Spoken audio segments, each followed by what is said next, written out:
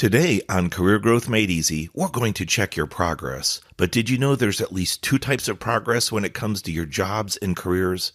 The first is your physical progress, your performance. How well are you contributing at work? The second is your financial performance. How do the numbers look for you in the terms of pay and benefits? Join me, let's discuss. I was an engineer, and in 2008, lost my job due to the economic collapse. Jobs were scarce. I didn't know where to turn to get help updating my resume. Online services and coaches charge hundreds, even thousands of dollars. I took matters into my own hands and learned how to craft interview-winning resumes. Shortly later, I landed a job with a Fortune 500 company. I have helped many achieve similar success. Now I share my tips to create interview-winning resumes, interviewing excellence, and high-performance growth strategies on my podcast, Career Growth Made Easy.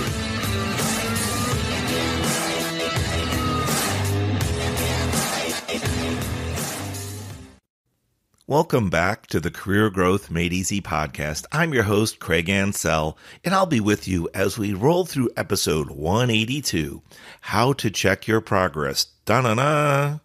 Okay. In the intro, I talked about at least two types of progress when it comes to you, your job, your working career. Before we get into the tangible aspect of it, your physical progress, your growth at work, what you do on a practical scale, we need to be aware of your financial progress. That focus we're talking about on how you're growing, you might like your job. Dare I say, love your job. But we still need to do a basic review of Economics 101. Ugh, I know. Boring. But really, there's only one key topic I'm going to remind you of, and it's that nasty word. Can you guess what it is? It's something that makes you feel like it's taking money out of your pocket or makes your dollars worth less, having a lower value. Oh, I can almost see you. I can envision you saying taxes, Craig, taxes. Guess what? That's not today's show topic. Drum roll. It's inflation. Okay. Inflation. Why is that topic on today's show about checking progress? Well, I recently had the opportunity to speak at another school. In fact, it was Crooms Academy in Sanford, Florida. It was a full-day teaching event where I saw over 100 students, and it was very inspirational getting to chat with the students, see what was on their minds, and help them with their potential first jobs and starting their careers. One topic we touched on was inflation. And I want to explain it pretty quickly, pretty clearly, so we can get back to our main topic, checking your progress, your physical progress at work. But we need to understand financially what's going on with inflation. Inflation, I would say simply put, is the cost of goods or services increasing year over year. For, almost 100 years since the early 1900s, inflation was somewhere around 3%, 3.25%. So what does that mean? Well, if during that time of 3% inflation, you took a dollar, a physical dollar, and you put it, let's say, under your mattress or in a book on the shelf, and a year later, you came back to that physical dollar, you'd be able to look under your mattress, you'd be open up your book, and you'd still be able to touch that physical dollar. We get it, right? No magic there. But here's the problem.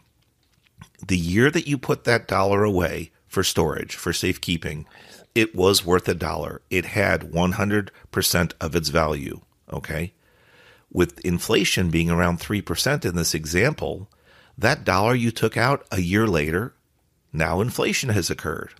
That dollar, while it's still a physical dollar, is only worth 97 cents.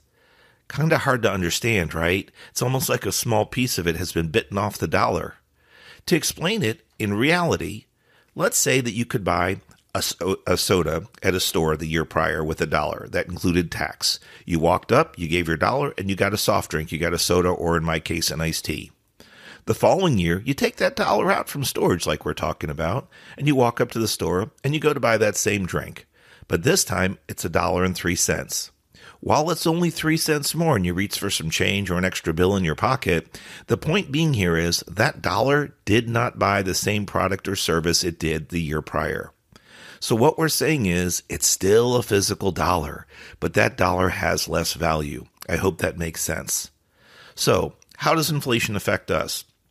Well, since goods or services cost more, that means we might need to earn more to have the same level of living, the same ability to purchase services and goods. During the COVID years, we saw inflation as high as 8 or 9%. Nearing nearly 10%, that's right. If you put that dollar, that $100, $1,000 away in savings, maybe your fortune had more than that, $10,000. If you put it away in savings or the virtual under your bed, under your mattress, or between books, right? What's going to happen in 1 year? 10% inflation means that money is worth 10% less, or it has 10% less buying power. So unless we stay up with inflation, which is tricky to do, our money is always being devalued. It's a function of life. Now, this is not meant to be a focus on financial content only. The point, though, is it might want to make you interested in how to earn more at work, how to earn your keep, and at least try to keep up with inflation. One of the terms out there that's useful for this is called COLA, just like the drink, COLA. And it's an acronym that says Cost of Living Adjustment. It stands for Cost of Living Adjustment. In the old days, we're talking again in the early 1900s, mid-1900s, some companies gave COLA raises, meaning that if inflation went up 3%, your COLA would be 3%. So your cost of living was offset. You lost that 3% in inflation because costs of goods and services went up, and COLA came around and leveled that off. So your dollar still had $1 of buying power a year later. I hope that makes sense to you. So now, if you're hungry, if you're interested in how can you cover your pay, how can you make sure it increases over time, hopefully keeping up with inflation, in some cases maybe you can exceed the pay raise over inflation, and then therefore you'll be making more money than just breaking even. The way we're going to look at that, now that you've got the financial picture, is through your performance. Your performance, such as your progress at work, your growth at work on a practical scale, making sure that you're moving the needle. But what exactly does moving the needle mean? It means to make sure you're producing, you're contributing, and that means you're affecting the company's bottom line. It might be towards sales, production, customer satisfaction. There's a number of areas that you can help out. And it doesn't matter what role you play. If you're in an entry-level position or you've been somewhere for a couple of years and moved around, tried different roles in your company, or maybe you've had the opportunity to grow in your company to a new role. No matter what you're doing, you typically wouldn't be hired unless you were contributing to the company and moving that needle, helping the bottom line, which is the financial performance of the company, whether it's through making extra income for the company, it's reducing costs, which in a way is increasing the company's income because things cost less to operate or to produce.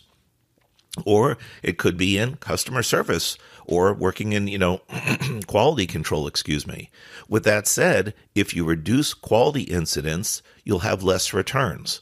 With customer service, if you help out in a technical level or maybe instructional or informational level, and you help the customers retain their products, your company, again, has less returns.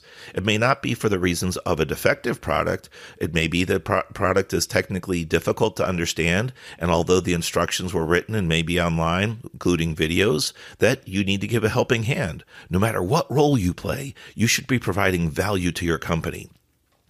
So, with that said, let's explore some terms we use with career coaching. First will be SWOT, and I'm not talking about the police, da-na-na-na, da-na-na-na, okay? I'm talking about SWOT, right? I got a little silly there. The SWOT, the S stands for strength, the W stands for weakness, the O for opportunity, and the T is for threat. Now, why would this matter? Well, throughout your career, you're going to be focusing on strengths and weaknesses, as well as at times for a potential pay raise or a promotion or a position move in your company, there might be that opportunity.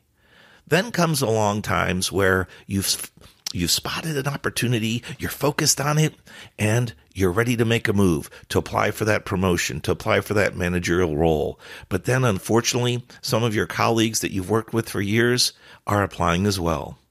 In a unique way, that's where the T applies from SWOT, the threat. They're not a physical threat to you in the sense of harm, but they're a competitive threat.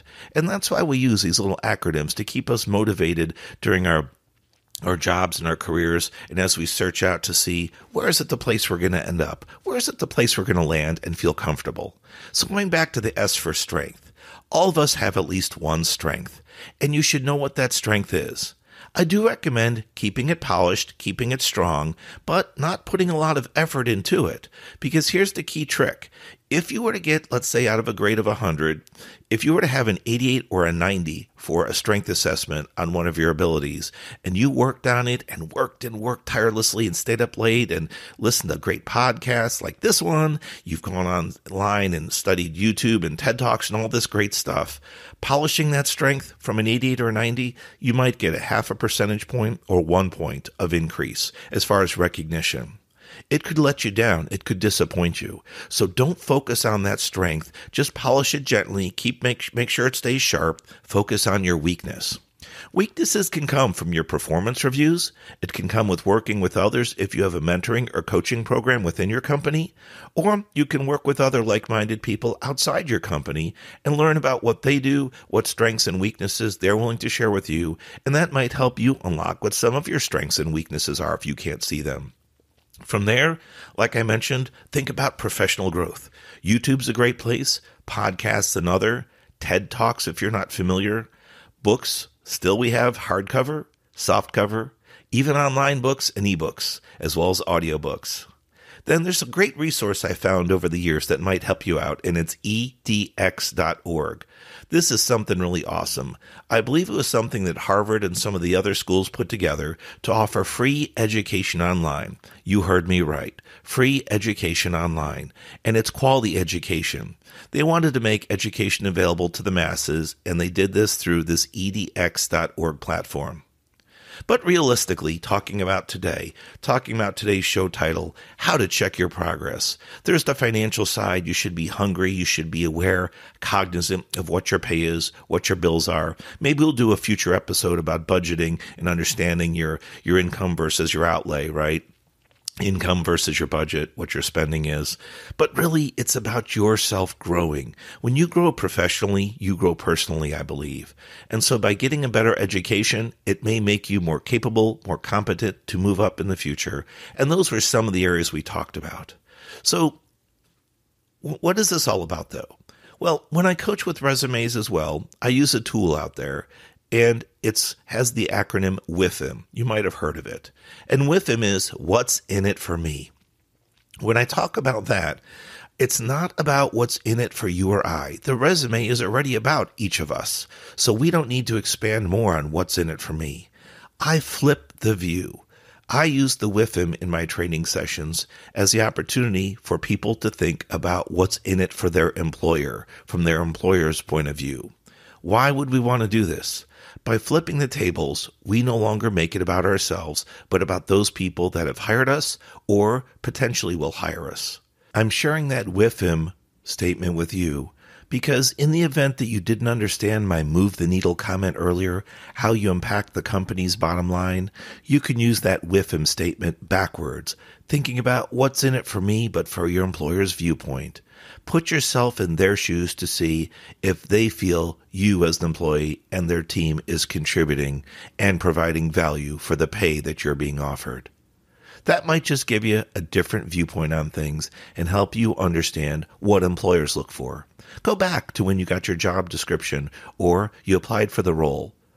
Make sure you're not only doing the average work, but if you're interested, going above average in your skills, your tasks, your opportunities, so that maybe you stand out one day and provide greater value than they were expecting.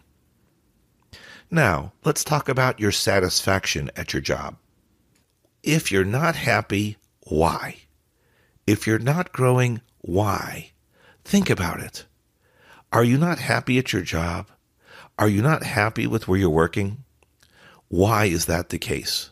Think about it this way. What's in it for you? When you started, what was the draw to your job? What were you looking for?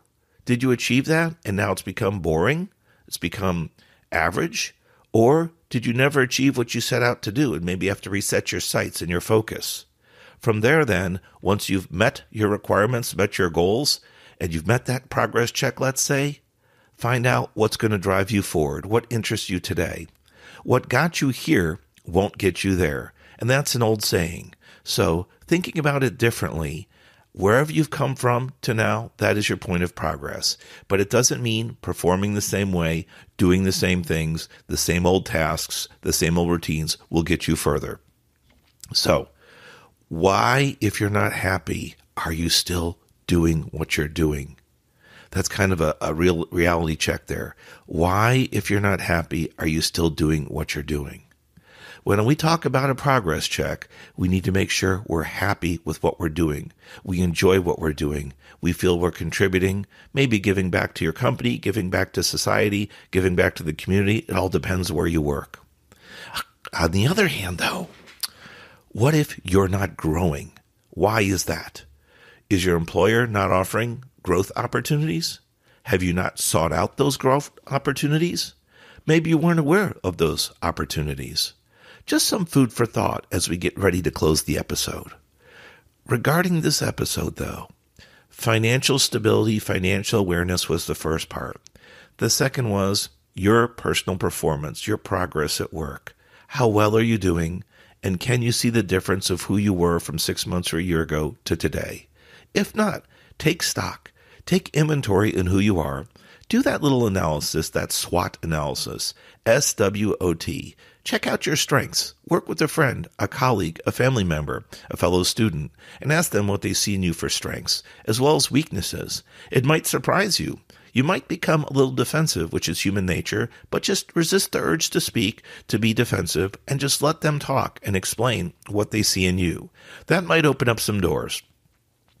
I've been in the work industry for over 30 years in a variety of positions, and as I start to get feedback, it differs as we mature in our walks of life, as we gain professional experience, and as we gain educational information, such as through this number of techniques that I talked to you about and a number of opportunities out there. In doing so, that changes how we act and who we are.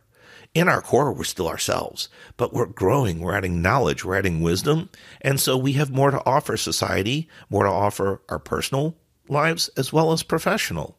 So take stock in who you are, realize there is more to it than just money, but to achieve more money, you need to grow inside as well as externally. I hope today's show, How to Check Your Progress, gave you some food for thought, starting out with the money focus, but ending with the internal personal growth, the pursuit of happiness, of being happy at your job, growing at your job, and having some opportunities that maybe you didn't know of existed, such as the edx.org opportunity for continued growth. And by the way, many of those opportunities at edx.org are free. You might want to check it out now. Have a wonderful week ahead. We'd love to hear from you on our podcast comments. Please take the time to leave a review. We're on Apple, Google, Spotify, pretty much you name it, we're out there. We spent some time to push the show out so it's accessible to you no matter where you go and where you are. You've been listening to Craig Ansell on the Career Growth Made Easy podcast.